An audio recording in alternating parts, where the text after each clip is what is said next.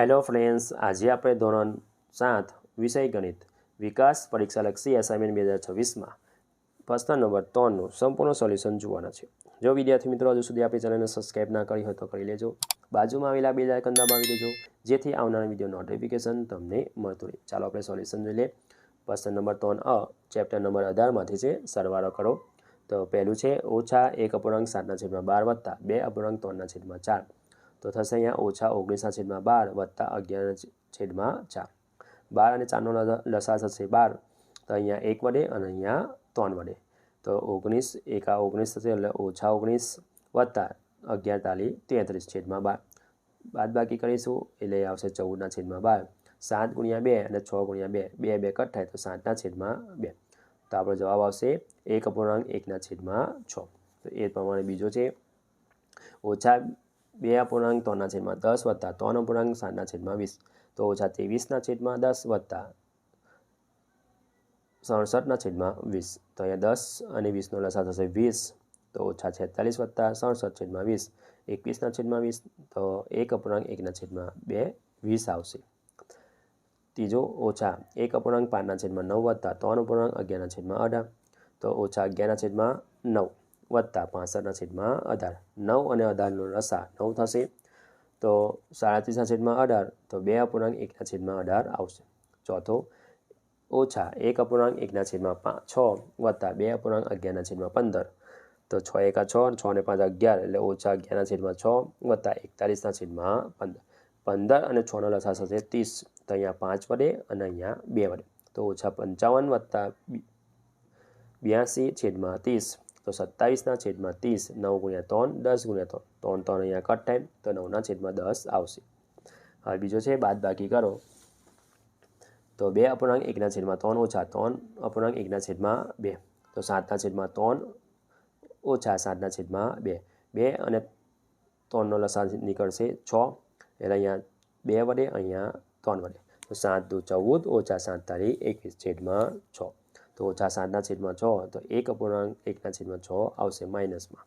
બીજું 4/1/3 ઓછા 3/5/6, તો 13/3 ઓછા 23/6, 23 ઓછા 26 ઓછા 23/6, 3/6, 3 એકા 3, 3 × 6, તો 1/2 આવશે। ત્રીજું 3/1/2 ઓછા 2/3/4, તો અહીંયા આવશે 7/2 ઓછા 11/4, તો 2 અને 4નો લસા થશે, અહીંયા વિદ્યાર્થી મિત્રો 2 અને 4નો લસા નીકળશે, અહીંયા 4 આવશે, એટલે અહીંયા આવશે આપણા 4 આવશે, અહીંયા પણ શું આવશે 4 આવશે, એટલે કે 14 - 11/4, તો 3/4 આપણો જવાબ આવશે। ચોથો દાખલો જોઈ લઈએ, 5/5/8 ઓછા 2/1/4, તો 8 × 5 = 40 ને 5 = 45/8 ઓછા 9/4, 8 અને 4નો લસા નીકળશે 8, તો 45 ઓછા 18/8, તો 27/18, તો 3/1/3/8 જવાબ આવશે। ગુણાકાર કરો, પહેલો દાખલો છે 2/2/3 ગુણ્યા 3/1/2, તો 8/3 ગુણ્યા 7/2, તો 4 × 2 = 8 ને 7, 3 × 2 = 6, તો અહીંયા 2 2 કટ થાય તો 28/3 આવશે, એટલે કે જવાબ આવશે આપણો 9/1/3। બીજો 2/5/9 ગુણ્યા 1/4/23, તો 9 × 2 = 18 ને 5 = 23/9 ગુણ્યા 27/23, 9 ગુણ્યા 3 27, અહીંયા 23 કટ થાય, 9 9 કટ થઈ જાય, એટલે આપણો જવાબ આવશે 3। ત્રીજો દાખલો 2/1/11 ગુણ્યા 3/22/23, તો 23/11 આવશે ગુણ્યા 91/23, તો 23 ગુણ્યા 91, 11 ગુણ્યા 23, અહીંયા 23 કટ થાય, તો આપણે 8/3/11 જવાબ આવશે। ચોથું 3/1/7 ગુણ્યા 2/3/11, તો 22/7 ગુણ્યા 25/11, તો 2 × 11 ગુણ્યા 25/7 ગુણ્યા 11, તો 50/7, તો 7/1/7 આવશે। ચોથું ભાગાકાર કરો, -32/63 ભાગ્યા -8/21, તો -32/63 ગુણ્યા, તો છેદમાં 21 ઉપર જશે એટલે -21/8 આવશે, તો સાદુરૂપ આપીશું તો આપણને 4/3 આવશે અને 1/1/3 જવાબ આવશે। બીજું -51/64 ભાગ્યા 85/96, તો -51/64 ગુણ્યા 96/45 એ 85. તો ભાગ પાડીશું આ રીતે, તો -9/10 જવાબ આવશે આપણો. અવયવ પાડી અને અંશ અને છેદમાં જે ઉડતા હોય તે ઉડાવી દઈશું. તો આપણો જવાબ આવશે 9/10. ત્રીજો 11/8 ભાગ્યા 2/1/16. તો 11/8 એવા ને એવા ભાગ્યા 23/16 થશે. 16 દુ 32 ને 1 23, તો 23/16. હવે 11/8 ગુણ્યા તો 16/33. આ રીતે સાદું આપીશું તો 2/3 જવાબ આવશે. હવે આપણે ચોથો 5/5/8 ભાગ્યા 2/1/4. તો 45/8 ભાગ્યા 9/4. 45/8 ગુણ્યા 4/9. અવયવ પાડીશું, ભાગ પાડીશું તો આપણે 5/2, તો 2/1/2 જવાબ આવશે. આગળ ચેપ્ટર નંબર 10માંથી છે. હવે જો x = 1 અને y = -1 હોય તો નીચેની કિંમત શોધો. તો x અહીંયા પહેલો દાખલો 3xy, તો x = 1 અને y = -1 મૂકતા. તો 3 કૌંસમાં 1 - 1 તો -3 આવશે. બીજું x² + y² x = 1 y = -1 મૂકતા. 1² - 1² 1² એટલે 1 + -2² એટલે 1 થશે. 1 + 1 એટલે 2 થશે. ત્રીજું x³ - y³ x = 1 અને y = -1 મૂકતા. 1³ - -1/3 તો 1³ એટલે 1 -3/3 થશે -1. ઓછા તો વત્તા, તો 2 જવાબ આવશે. હવે ચોથો 2x² - y, તો x = 1 y = -1 મૂકતા.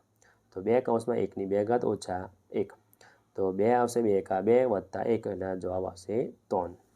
હવે પ્રશ્ન નંબર 3 બ જોઈ લઈએ. સૂચના મુજબ કરો. ચેપ્ટર નંબર 13માંથી છે. તો પહેલું છે નીચેની આકૃતિમાં કેટલા સમઘન છે તે લખો.